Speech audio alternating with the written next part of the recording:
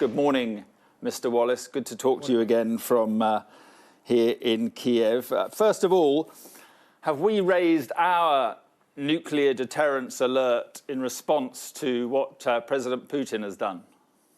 Well, look, Mark, the language that President Putin has used doesn't actually link to anything off a Russian readiness procedure. It's really, we assess him putting the deterrent into the communication space, reminding people that he has a deterrent, and it's also about distracting the world and the public from what he's actually doing in Ukraine. It doesn't link to anything specific in their readiness structures of their forces. So he's made this comment. We keep it under review, but of course, NATO has a nuclear deterrent. The United Kingdom is NATO's nuclear deterrent, but obviously we're joined by France and the United States. And we keep our readiness very high. That's why we have a continued at-sea deterrent. But, what we shouldn't really forget that this is a big attempt to distract away from his troubles in Ukraine by just deploying into the sort of media space these phrases. Right, but have you, just to be clear, have you responded to what he's done in any way in terms of our nuclear I would never readiness? comment on our nuclear deterrence posture for operational and security reasons.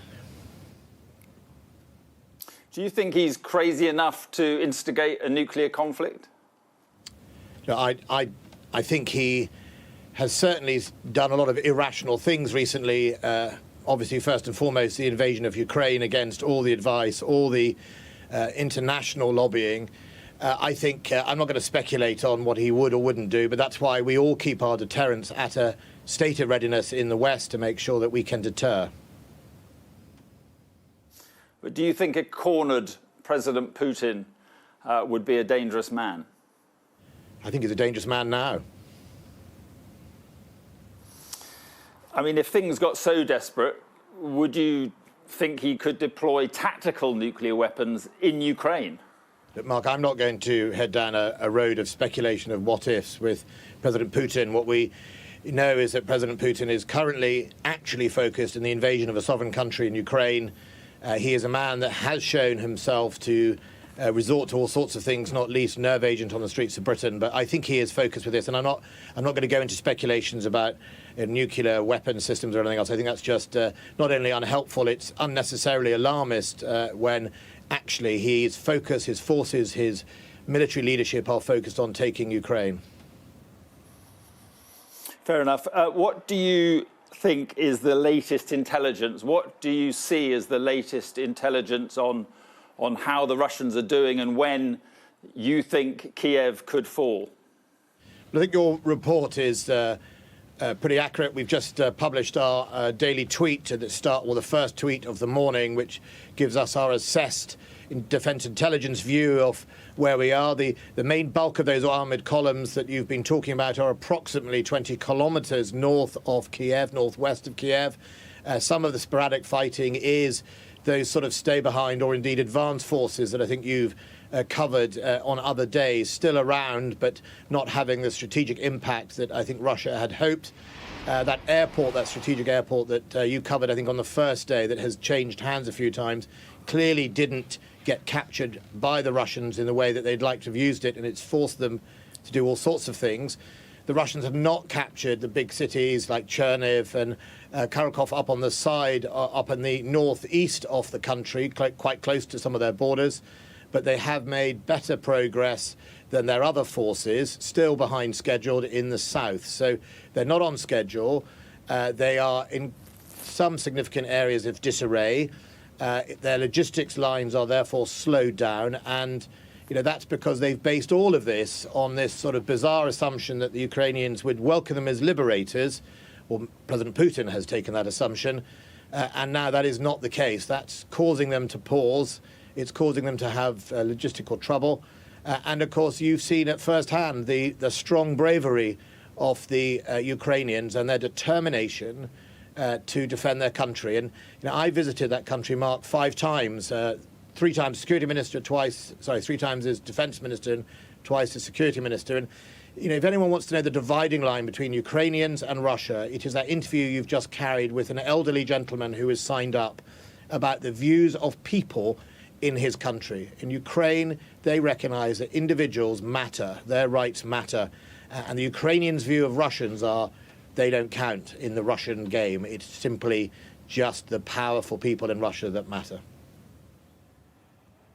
What would you say to Belarus? There are reports today that they are about to send thousands of troops into Ukraine to help the Russians. What would you say to them?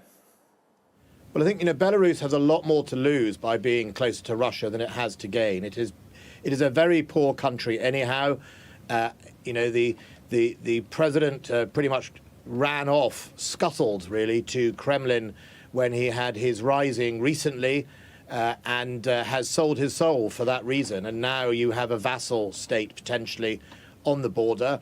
It won't help the Belarusians. It won't help the Belarusian armed forces. They're far less equipped than the Russians. They are not as good. They're not as well trained. And, if I was a Belarusian soldier, you should think that President Putin will be the first to put you in the front line because you are absolutely easy to sacrifice compared to Russian soldiers that he will think might have a political impact on him at home. And on weapons and supplying weapons to Ukraine, have you managed to get any weapons into this country since the invasion began? Yes, we've got lethal and non-lethal aid into Ukraine. I can't speculate where or how. I think that would put people at risk. The other thing I've done, Mark, which is, Britain was the first European country to step up to join America with lethal aid. I hosted last Friday a donor conference in Europe. We've now even got the Belgians and other countries who historically would have been hesitant delivering lethal aid. I welcome strongly the EU's position.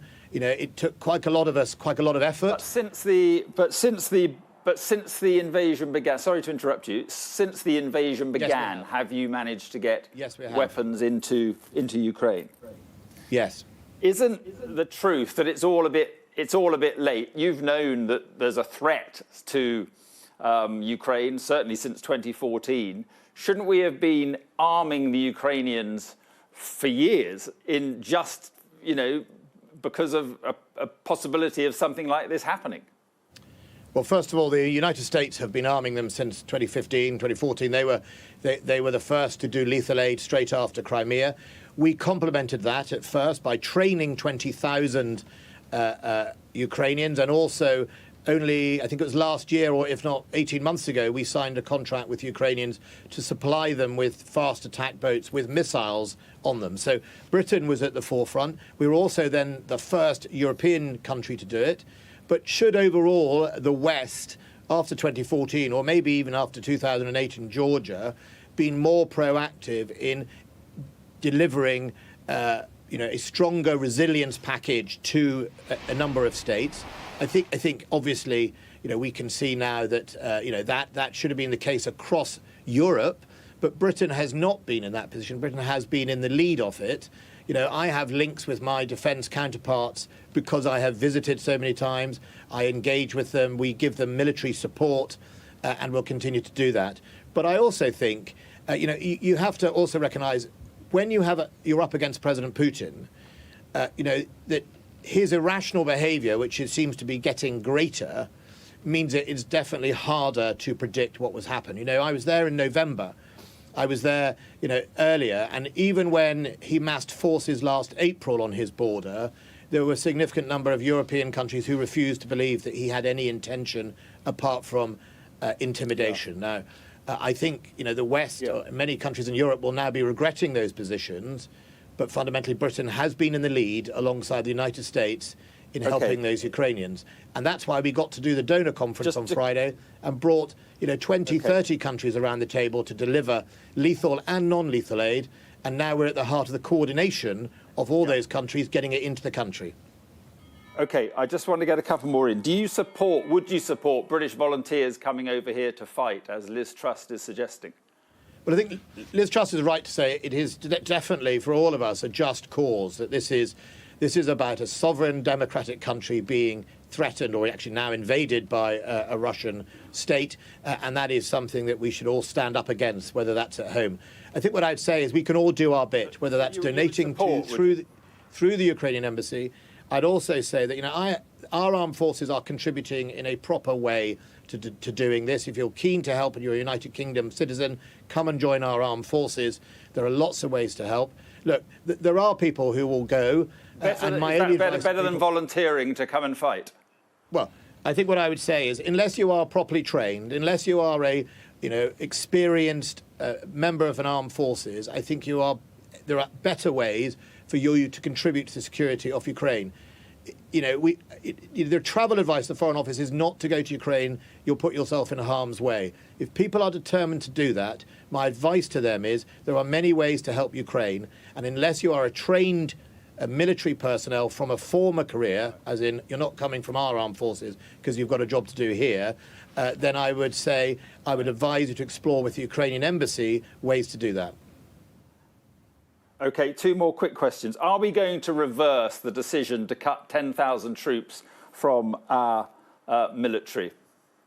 Well, obviously, Mark, you wouldn't have noticed because you're focused on other things, but a few weeks ago I announced that the original baseline of 72,500 has gone up to another 500 to 73,000.